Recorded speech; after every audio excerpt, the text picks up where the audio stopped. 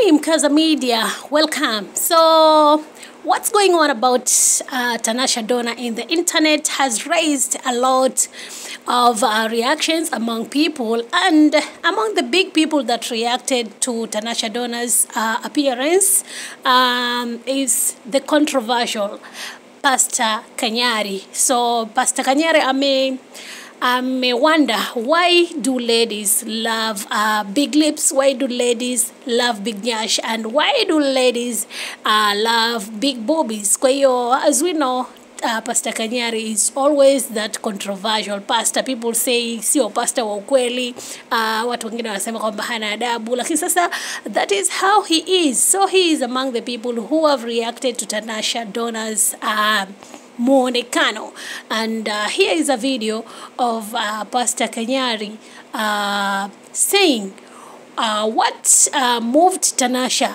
to take that action to apply lip fillers on her lip, and before alikuwa na mdomo tu mzuri. Of course the reaction ni same kwa ile ambayo kila mtu mwingine anasema kwamba Tanasha kitambo alikuwa na mdomo mzuri, lakini kwa sasa hivi amejaribu kwa kuweka zile lip fillers zimemletea muonekano ambao hakai vizuri. So hebu msikize Pastor Kanyari hapa akiongea kuhusu hiyo issue ya Tanasha Donna kuweka lip fillers kwenye mdomo wake.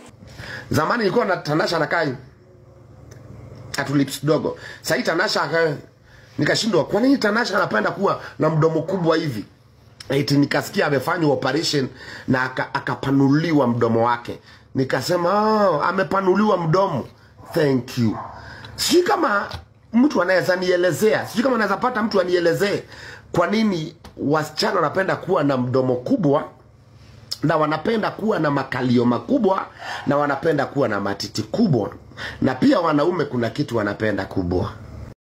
So that is all what Kanyari had to say about Tanasha Donna's muonekano. So what's your take wewe? Una mtazamo gani? Kindly niandikie hapo kwenye comment section, alafu pia usikose kusubscribe hapa Mkaza Media kwa taarifa nyingi kila wakati.